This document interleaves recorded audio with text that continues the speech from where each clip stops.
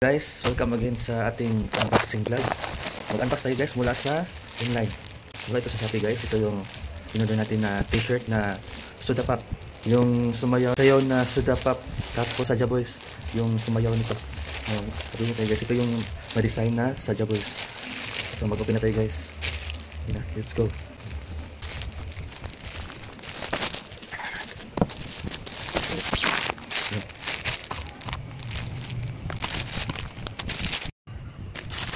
Ngayon guys, i-open natin itong plastic para ma-release natin itong t-shirt. Ayan. Ito guys.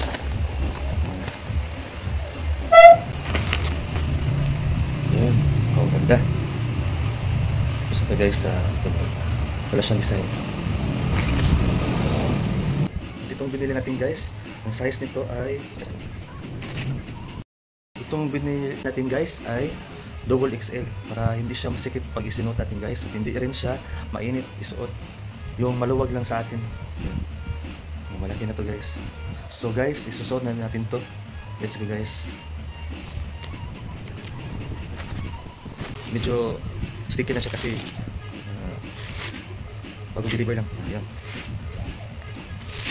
Ayan.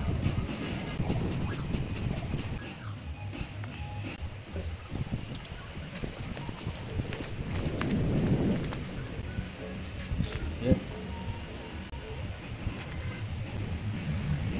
Wow. Nakakupogi siya guys. Yan. Pwede siyang pogi. Wow.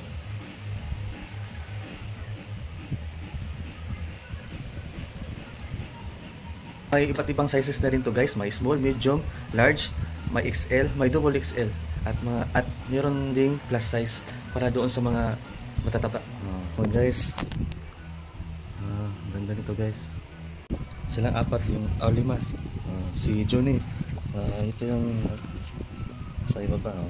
Pinatay na yan pero mabubuhay pa yan sa season 2. Ganda.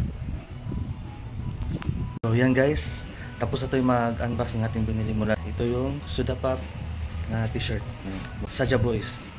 So guys, pili na kayo sa aking TikTok.